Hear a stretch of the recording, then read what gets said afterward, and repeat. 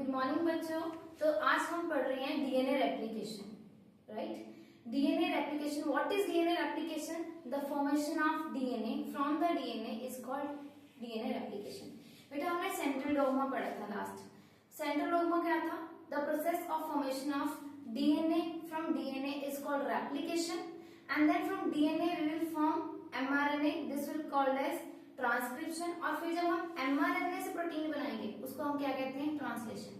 तो ये तीनों जो प्रोसेस है इनको हम क्या बोलेंगे? Central dogma. तो आज हमारा फर्स्ट प्रोसेस है जिसको हमने पढ़ना है डीएनए रेप्लिकेशन, जो कि क्या है हमारे पास? Formation of DNA from DNA, मतलब डीएनए से ही डीएनए का बनना, उसको हम क्या बोलते हैं? DNA replication. बेटा डीएनए रेप्लिकेशन को पढ़ने से पहले हमें पता होना चाहिए कि डीएनए जो है डबल स्टैंडर्ड होता है, राइट। डीएनए जो है डबल स्टैंडर्ड होता है। फॉर एग्जाम्पल अभी के लिए मेरे पास जैसे ये है, यू कैन सी क्लियरली ये। बेटा अगर आप इसको देखेंगे तो यहाँ पे आपको दो वायर्स दिख रही हैं, है ना? दोनों क्वाइल्ड है, हेलिकली क्वाइल्ड होता है हमारा डीएनए के दोनों स्ट्रैंड्स। तो ये मान लो आप दो स्ट्रैंड्स हैं और दोनों क्या है? हेलिकली क्वाइल्ड है, ठीक है। होता क्या बेटा, अब ये दोनों स्ट्रैंड्स हेलिकली क्वाइल्ड है तो इससे हमें डीएनए बनाना है। तो इससे जब हम डीएनए बनाएंगे तो उसके लिए हमें क्या करना पड़ेगा? पहले ये दोनों स्ट्रैंड्स को सेपरेट करना पड़ेगा, राइट। ये दोनों स्ट्रैंड्स को सेपरेट करना पड़ेगा। तो ये दोनों स्ट्रैंड्स सेपरेट कैसे होंगे? तो सबसे पहला जो हमारे पास एंजाइम आता है, ठीक है, सेपरेट करने के लिए, वो आता है हेलिकेज। लेकिन उससे भी पहले हमें पता होना चाहिए कि जो डीएनए फ्रेगमेंट्स हैं या हम कहते हैं जो डीएनए स्ट्रैंड है, जैसे ये दो स्ट्रैंड्स है डीएनए के, ठीक है। अब इन्होंने अगर हमने इनको सेपरेट करना है या हम बोलते हैं इनकी अनबाइंडिंग होनी है, और किसने करवानी है? हेलिकेज ने करवानी है। अगर इन दोनों जो हेलिकेज है इसने क्या करना है? दोनों स्ट्रैंड्स को सेपरेट करवाना है। तो दोनों स्ट्रैंड्स को सेपरेट कहाँ पे करवाएगा? हमें पता है हम ह्यूमन डीएनए जो है 2.2 मीटर लॉन्ग डीएनए है, राइट। इतने बड़े डीएनए में उसको कैसे पता चला हेलिकेज को कि उसने कहाँ पे अनबाइंडिंग करवानी है? कि पूरा का पूरा डीएनए अनबाइंड करवा देगा? नहीं, कुछ स्पेसिफिक लोकेशन होगी जहां पे वो अनबाइंड करवाएगा। उस स्पेसिफिक लोकेशन को हम क्या बोलते हैं बेटा? ऑराई बोलते हैं। You can see clearly ori. Ori stands for origin of replication. Origin of replication, जहां से रेप्लिकेशन स्टार्ट होनी है बेटा। Two complementary stand separate at ori. Ori क्या है? ओरिजिन ऑफ रेप्लिकेशन है, जहां पे रेप्लिकेशन स्टार्ट होना है to form the replication fork. Now what is replication fork बेटा? रेप्लिकेशन फोक को हम इन्वर्टेड वाई शेप भी बोलते हैं, कि ये इन्वर्टेड वाई शेप की तरह दिखता है हमें, राइट। जैसे आप ये डायग्राम को देख सकते हैं क्लियरली, ये हमारे पास स्ट्रैंड्स थे, ठीक है, ये हमारे पास पेरेंटल स्ट्रैंड थे, और ये स्ट्रैंड्स आगे जाके ये जो रेड स्ट्रैंड्स हैं ये पेरेंटल स्ट्रैंड्स हैं, इनको क्या बोलेंगे? Parental strands, right. अब ये आगे जाके दोनों स्ट्रैंड्स अनबाइंड हो गए, दोनों स्ट्रैंड्स सेपरेट हो गए, और यहाँ पे सेपरेशन के लिए जो एंजाइम ने एक्ट किया है उसका नाम क्या है हमारे पास? DNA helicase enzyme. इसने क्या किया? It unbind the DNA strands by breaking the hydrogen bonds. यहाँ पे मान लो जैसे यहाँ पे ए था और यहाँ पे ए के साथ कौन बाइंड करता है? चार्ल्स फ्लू ने बताया टी, और दोनों के बीच में कितनी बॉन्ड्स होती हैं? डबल बॉन्ड होती है, राइट। यहाँ पे मान लो आपका जी था, जी किसके साथ बाइंड करता है? सी के साथ। कितनी हाइड्रोजन बॉन्ड्स? 3। इसी तरह से यहाँ मान लो टी था, इसके साथ कौन बाइंड करेगा? ए। कितनी hydrogen bond? Double bond, right. क्या होता है यहाँ पे जब हेलिकेज आता है, कौन सा हेलिकेज? DNA helicase enzyme.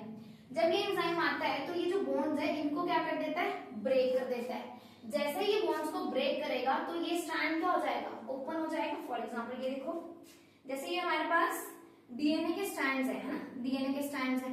अब यहाँ से जैसे हमने डॉटर डीएनए सिंथेसाइज करवाना है तो पहले इसको सेपरेट करना पड़ेगा ताकि ये टेम्पलेट बन जाए। तो इसको सेपरेट करने के लिए मानो यहाँ पे हेलिकेज आया, ठीक। तो हेलिकेज आया, हेलिकेज कहाँ पे एक्ट करेगा? जहां पे ऑराई होगा। तो वहां पे वो क्या करेगा? इसको अनबाइंड कर देगा बेटा, अनबाइंड कर देगा। जब इसको अनबाइंड करेगा, जब इसको अनबाइंड करेगा तो ये स्ट्रक्चर कुछ आपको ऐसा दिखेगा, ऐसा दिखेगा स्ट्रक्चर। मान लो ये यहाँ पे हेलिकेज है, ये जो मेरी फिंगर है यहाँ पे, इसको मान लो आप हेलिकेज है। तो इसने क्या कर दिया? दोनों स्ट्रैंड्स को अनबाइंड कर दिया। ये आपको बिल्कुल ऐसा दिख रहा है जैसे बोर्ड पे दिख रहा है कि हमारे पास डीएनए डबल स्टैंडर्ड था, यहाँ पे देखो हेलिकली क्वाइल्ड है, यहाँ पे अपना ये एंजाइम आया। कौन सा ये एंजाइम? डीएनए हेलिकेज है। इसने क्या कर दिया? दोनों फ्रेगमेंट्स को सेपरेट कर दिया, ठीक है। ऐसा रेप्लिकेशन फोर्क आ जाता है जिसमें आप देख सकते हैं क्लियरली कि दोनों स्ट्रैंड्स क्या हो चुके हैं, सेपरेट हो चुके हैं। ठीक है, दोनों भाई भाई हैं, दोनों भाई भाइयों को हमने क्या कर दिया, सेपरेट कर दिया। अब ये सेपरेट करके बेटा है तो भाई भाई ना, दोबारा से वापस भी आ सकते हैं। ये बेस पेयर्स यहाँ पे कॉम्प्लीमेंट्री होंगे, कितनी देर तक आप अलग करोगे, वापस भी आ सकते हैं। तो ये वापस ना आए इसके लिए हमारे पास दो और एंजाइम्स हैं, जैसे कि टोपोआइसोमेरेज। ठीक है, ये क्या करता है, यहाँ पे सुपर कॉइलिंग को अनबाइंड करेगा या आप कह दो रिमूव करेगा। हमें पता है सुपर कॉइल्ड होता है हमारा डीएनए। ठीक है, तो वो सुपर कॉइलिंग को क्या करता है, रिमूव करता है। देन सेकंड हमारे पास है एसएसबीपी। नाउ व्हाट इज एसएसबीपी बेटा, आप लिख सकते हैं, इसको बोलते हैं सिंगल स्टैंडर्ड या सिंगल स्ट्रैंड बाइंडिंग प्रोटीन। ये बेसिकली प्रोटीन है और एसएसबीपी का मतलब क्या है, सिंगल स्ट्रैंड बाइंडिंग प्रोटीन। ये क्या करेगा बेटा, अब देखो दोनों भाई दूर हो, दोनों में स्ट्रेस क्रिएट हो जाएगी, है ना, स्ट्रेस क्रिएट हो जाएगी। तो उस स्ट्रेस को दूर करने के लिए हमने प्रोटीन बीच में इंसर्ट कर दिया, उसको क्या बोला गया है, एसएसबीपी बोला गया है। ठीक है बेटा, एसएसबीपी सिंगल स्ट्रैंड बाइंडिंग प्रोटीन क्या करेगा, दोनों स्ट्रैंड्स को, जो सेपरेटेड स्ट्रैंड्स है, भाई भाई जो सेपरेट हुए हैं, उनको क्या करेगा, स्टेबलाइज करेगा। वही लिखा मैम ने, it stabilise the separated DNA strands. ठीक है, उनको स्टेबलाइज करेगा, सिंपल। तो बेटा अब ये थोड़े से नॉर्मल हो गए, स्टेबलाइज हो गए। अब क्या होगा, अब हमारा पर्पस तो ये था कि हमने डीएनए से डीएनए बनाना है। ठीक है, पेरेंट डीएनए से डॉटर डीएनए सिंथेसाइज करवाना है। तो उसके लिए क्या होगा, अब स्ट्रैंड सेपरेट तो हो चुके हैं, ये टेम्पलेट बन चुकी हैं। अब ये भी टेम्पलेट है बेटा, ये इंडिविजुअल टेम्पलेट स्ट्रैंड है, ये भी हमारे पास क्या है, टेम्पलेट है। दोनों टेम्पलेट की कनेक्ट करेंगे तो क्या होता है बेटा, हमारे पास एक और एंजाइम आता है जिसका नाम है प्राइमेज। क्या है, प्राइमेज। नाम से क्लियर हो रहा है ये क्या करेगा, प्राइमर्स को ऐड करवाएगा। क्या करवाएगा, प्राइमर्स को ऐड करवाएगा। आप क्लियरली देख सकते हैं प्राइमर, जैसे ये मान लो ये जो ब्लॉक्स लगाए हैं हमने, ये क्या है बेटा, प्राइमर है। क्या है, प्राइमर है। एक बात जहां पे मैक्सिमम बच्चे गलतियां करते हैं वो ये है पोलैरिटी लिखने वक्त बेटा। अगर आपने यहाँ पे 5 लिखा है तो यहाँ पे 3 आएगा, यहाँ पे 3 है तो यहाँ पे 5 आएगा। कैसे चेक कर सकते हो, आपस में दोनों उल्टे आने चाहिए हमेशा। यहाँ पे 5 है तो यहाँ पे 3 आना चाहिए, और यहाँ पे 3 है तो यहाँ पे 5 आना चाहिए। That is very much clear. लेकिन बेटा जी आपने जब ये स्ट्रैंड्स बनाने, डॉटर स्ट्रैंड्स, है ना, डॉटर स्ट्रैंड्स बनाने, तो ये जो 3 प्राइम एंड है इसके ऑपोजिट आना चाहिए ये वाला, तो इसको आप क्या लेंगे, 5 प्राइम एंड। तो 5 प्राइम एंड के ऑपोजिट क्या आएगा, 3 प्राइम एंड। तो बेटा जी अगर ये 3 प्राइम एंड है तो यहाँ पे इसके ऑपोजिट क्या आएगा, 5 प्राइम एंड, क्योंकि हमेशा सेम नहीं हो सकते। ये हमने पढ़ा हुआ है रूल में कि DNA strands are always anti parallel in nature, right. तो 5 प्राइम एंड, तो इसका ऑपोजिट क्या आएगा, 3 प्राइम एंड। यहाँ पे भी बेटा वैसे लगाएंगे 5 प्राइम एंड 3 प्राइम एंड, यहाँ पे 5 प्राइम एंड 3 प्राइम एंड। एक बात जो आपने याद रखनी है वो ये है कि जब आप प्राइमर को अटैच करवाएंगे, ठीक है, प्राइमेज क्या करता है, प्राइमर्स को अटैच करवाता है ना। व्हाट इज प्राइमर बेटा, छोटी सी स्ट्रेच है सीक्वेंस की, न्यूक्लियोटाइड के सीक्वेंस की स्ट्रेच है। फॉर एग्जांपल से 10 न्यूक्लियोटाइड का छोटा सा स्ट्रेच है, ठीक है, उसको हम क्या बोलते हैं, प्राइमर बोलते हैं। आप बायोटेक्नोलॉजी में और क्लियरली पढ़ोगे what is primer, right. But फिलहाल के लिए आप ये मान लो कि प्राइमर क्या है, छोटा सा स्ट्रेच है न्यूक्लियोटाइड के सीक्वेंस का। अब ये याद रखना है वो अटैच कहां पे होते हैं, तो बेटा जी वो अटैच होता है हमेशा 5 प्राइम एंड पे, हमेशा 5 प्राइम एंड पे। अब बेटा अगर आप यहाँ देखो, यहाँ पे भी मैम ने कहाँ पे अटैच किया, 5 प्राइम एंड पे, 5 प्राइम एंड पे, 5 प्राइम एंड पे, राइट। सभी जगह 5 प्राइम एंड पे ही आपका प्राइमर अटैच होगा। और प्राइमर को अटैच कौन करवाता है हमारे पास, प्राइमेज करवाता है। कौन करवाता है, प्राइमेज करवाता है। ठीक है जी, हो गया। तो हमने ये लिखा है, it construct the RNA primer, ये आरएनए का प्राइमर यहाँ पे कंस्ट्रक्ट करवाएगा, राइट। अब बेटा आरएनए प्राइमर है ना, इसका कुछ ट्विस्ट है, बताऊंगी अभी। फिर इसके बाद हमारे पास आता है आरएनए पॉलीमर, या हम बोलते हैं आरएनए पॉलीमरेज, क्योंकि हमेशा जो एंजाइम होते हैं उनके लास्ट में क्या रहता है, एज, तो हम क्या बोलेंगे, आरएनए पॉलीमरेज। बेटा ये जो आरएनए पॉलीमरेज है ना, ये 3 टाइप्स का होता है। कौन कौन से, RNA DNA polymerase 1, DNA polymerase 2 and DNA polymerase 3। तो जैसे कि आप देख सकते हैं, सबसे पहले डीएनए पॉलीमरेज 3 की बात करते हैं, क्योंकि दिस इज मेन वन जो आपके एनसीईआरटी में क्लियरली गिवन है। ठीक है, 2 एंड 1 क्लियरली गिवन नहीं है, लेकिन इसका कुछ फंक्शन जरूर गिवन है। ठीक है, लेकिन हमें पता होना चाहिए कि 2, 3, 1 क्या क्या काम करते हैं। ठीक है, जैसे आप देखो DNA polymerase 3 major enzyme that synthesise daughter DNA strand है। ये जो डॉटर डीएनए दिख रहे हैं ना आपको ब्लैक में, है ना, इसकी सिंथेसाइज कराने में सबसे इंपॉर्टेंट रोल किसका है? डीएनए पॉलीमरेज 3 एंजाइम का है, राइट बेटा। इसके साथ साथ ये एक और काम करता है, क्या करता है? प्रूफ रीडिंग करता है। अब व्हाट इज प्रूफ रीडिंग? बेटा जैसे आपके स्कूल में एग्जाम्स होते हैं, है ना, तो जैसे मान लो बायो का एग्जाम है ना, तो बायो का एग्जाम जब क्वेश्चन पेपर आता है ना, तो स्टूडेंट्स को जब क्वेश्चन पेपर रिसीव होता है उससे पहले प्रूफ रीडिंग होती है उसकी। क्या करते हैं जो टीचर्स हैं वो क्वेश्चन पेपर को वेरीफाई करते हैं, क्या इसमें कोई एरर है। आपको याद होगा, मतलब जैसे हम पेपर कर रहे होते हैं तो बीच में कई बार कुछ मिस्टेक होती है क्वेश्चन पेपर में, तो टीचर एडिट करवाने आता है, तो वो एडिट तब करवाने आएगा ना जब उसने पहले प्रूफ रीड किया होगा। तो पहले वो प्रूफ रीड करते हैं कि कहीं उसमें कोई एरर तो नहीं, अगर एरर है तो उसको सही करना, दैट इज प्रूफ रीडिंग। ठीक है बेटा जी, ताकि सही क्वेश्चन पेपर आपको रिसीव हो, राइट। तो अगर आप यहाँ पे देखेंगे तो इसका काम ये भी है, प्रूफ रीडिंग एक्टिविटी भी कौन करता है? इसमें एमसीक्यू आते हैं बेटा नीट में। प्रूफ रीडिंग एक्टिविटी कौन करता है? डीएनए पॉलीमरेज 3 करता है। इसके साथ साथ आपने जो एक और चीज बहुत ही इंपॉर्टेंट है वो है ये बहुत इंपॉर्टेंट है, एक्ट 5 प्राइम टू 3 प्राइम। ये हमेशा कहाँ पे एक्ट करेंगे? 5 प्राइम एंड से लेकर 3 प्राइम एंड की डायरेक्शन में ही ये काम करेंगे। इसका रीजन है बेटा, क्यों? क्योंकि हमने प्राइमर कहाँ पे लगाए हैं? हमने प्राइमर लगाया है 3 प्राइम एंड पे, राइट, सॉरी 5 प्राइम एंड पे, है ना, 5 प्राइम एंड पे प्राइमर लगाया। तो 5 प्राइम एंड पे अगर आपने प्राइमर लगाया है तो सिंथेसिस तो इसी डायरेक्शन में होगी ना बेटा, इसी डायरेक्शन में होगी। तो ये कौन सी डायरेक्शन है? From 5 prime end to 3 prime end. इसीलिए मैंने आपको बोला था कि प्राइमर कहाँ पे लगाना है? 5 प्राइम एंड पे, क्योंकि ये जो एंजाइम है ये एक्टिविटी कहाँ पे करता है? 5 to 3। ठीक है बेटा जी। अब ये एक्टिविटी करता कैसे है ये कोई नहीं बताता, लेकिन हम बता रहे हैं आपको कि एक्टिविटी करता कैसे है।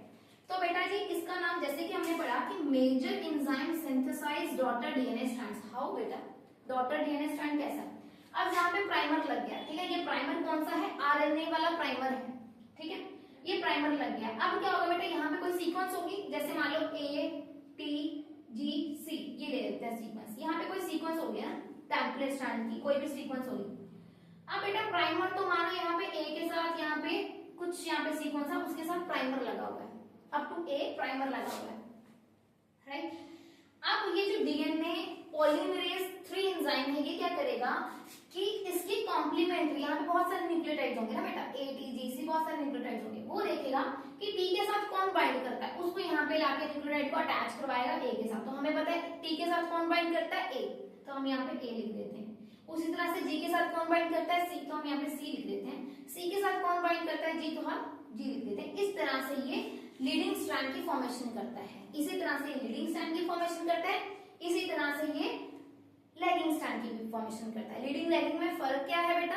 जो लीडिंग स्ट्रैंड है वो कॉन्टिन्यूअस स्ट्रैंड, आप देख रहे हो ये मैंने जो ब्लैक एरो लगाया है, ब्लैक बनाया है, ये कॉन्टिन्यूअस है, इसमें कोई ब्रेक नहीं है। लेकिन अगर आप यहाँ पे देखो, यहाँ पे ब्रेक्स हैं, है ना, ये छोटे छोटे फ्रेगमेंट्स हैं, ठीक है, तो इसलिए इसको क्या बोलते हैं? लैगिंग स्ट्रैंड बोलते हैं। और इसकी पोलैरिटी क्या होती है? 3 prime end to 5 prime end होती है। दूसरी बात, ये जो ब्रेक्स है ना बेटा, ये जो फ्रैगमेंट्स हैं डीएनए के, इसको क्या बोलते हैं? ओकाजाकी फ्रैगमेंट्स, ठीक है, क्या बोलते हैं? ओकाजाकी फ्रैगमेंट्स बोलते हैं। अब आओ बेटा, ये था डीएनए पॉलीमरेज 3 का काम। अब यहाँ पे अगर आप देखेंगे डीएनए पॉलीमरेज 2, तो ये क्या करता है ना बेटा? डीएनए की रिपेयर करवाता है। क्या करवाता है? रिपेयर करवाता है। मैंने बोला प्राइमर्स जो थे, यहाँ पे जो प्राइमर्स लगे हैं, इनका भी एक काम है बेटा। क्या काम है? अब बेटा जैसे गाड़ी है, ठीक है, कई बार ऐसा होता है कि नो डाउट गाड़ी ठीक है, लेकिन कई बार वो स्टार्ट नहीं हो रही होती है। आपने कई बार देखा होगा स्टार्ट नहीं हो रही होती है, तो उसको धक्का देके स्टार्ट करना पड़ता है, ठीक, धक्का देके स्टार्ट करना पड़ता है। थोड़ी देर धक्का देते हैं, उसके बाद वो गाड़ी अपने आप चल पड़ती है, राइट। तो फिर वो धक्का देना बंद कर देते हैं कुछ लोग जो धक्का दे रहे होते हैं, है ना। तो वही काम हमारे पास आप मान लो प्राइमर्स का है। प्राइमर्स बस एक बार सिंथेसाइज करना सिखा देते हैं डीएनए पॉलीमरेज को कि बेटा तुम्हें ऐसे सिंथेसाइज करना है।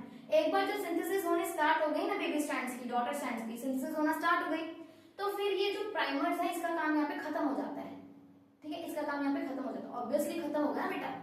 अब एक बार धक्का दे रहे हैं कुछ लोग, 4 लोग धक्का दे रहे हैं गाड़ी को, ठीक है, अब गाड़ी चल पड़ी है, ठीक है, अच्छी खासी 40, 50, 80 की स्पीड पे चल रही है गाड़ी। अब वो गाड़ी चल रही है, तब धक्का थोड़ी देते रहेंगे साथ में। जब गाड़ी चल पड़ी तो धक्का थोड़ी देंगे, वो हट जाएंगे आदमी वहां से धक्का देने के लिए, जो धक्का दे रहे हैं हट जाएंगे, है ना। तो इसी तरह तरह से प्राइमर अपना काम करता है कि वो गाइड कर देता है कि हाँ ऐसे ऐसे तूने न्यूक्लियोटाइड्स को अटैच कराना, उसके बाद वो हट जाएगा, राइट। पर बेटा वो अपने आप नहीं हट पाता, ठीक है। तो क्या होता है, जो हमारे पास डीएनए पॉलीमरेज 1 होता है, ठीक है, इसका बड़ा इंपॉर्टेंट रोल है।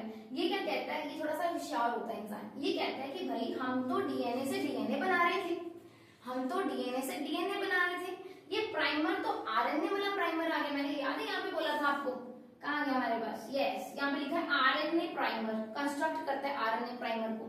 तो ये आरएनए वाला प्राइमर था, अब हमने तो डीएनए से डीएनए बनाना, तो यहाँ पे यूरेसिल का कहाँ से काम आ गया, तो हमें तो ये चाहिए नहीं, एक्स्ट्रा हमारे लिए अब धक्का देने वाला चाहिए नहीं, गाड़ी तो चल पड़ी है, तो इसको रिमूव करना पड़ेगा।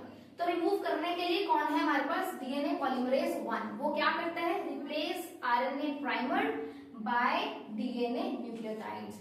आरएनए का प्राइमर को हटा के अपना बंदा बीच में फिट कर देता है, कौन सा, डीएनए न्यूक्लियोटाइड्स को यहाँ पे फिट कर देगा, ठीक है बेटा। अब यहाँ पे भी पूरा डीएनए डीएनए, इसको हम हटा देते हैं, ये लोग हटा दिया, पूरा डीएनए डीएनए बन गया हमारे पास, है ना।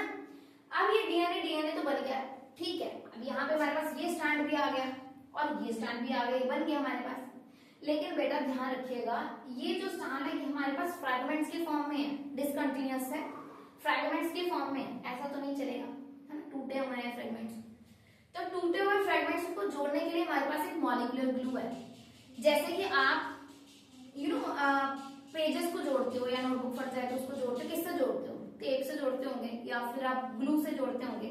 लेकिन हमारे पास डीएनए को जोड़ने के लिए भी ग्लू है, उस ग्लू को हम बोलते हैं मॉलिक्यूलर ग्लू, या फिर उसका दूसरा नाम है डीएनए लाइगेज एंजाइम। ये एक एंजाइम है, इसको मॉलिक्यूलर, इसको क्या बोलते हैं बेटा, मॉलिक्यूलर ग्लू भी बोलते हैं। This is also called as molecular glue. ये बहुत इंपॉर्टेंट है, आप बायोटेक्नोलॉजी में भी इसको बार बार पढ़ेंगे।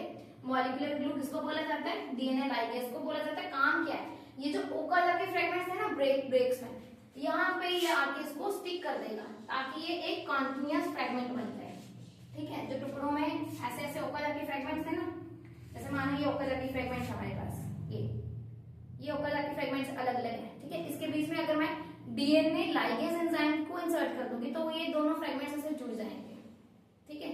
तो ये काम किसका होता है, डीएनए लाइगेज का। तो इस तरह से this is all about DNA replication. Thank you.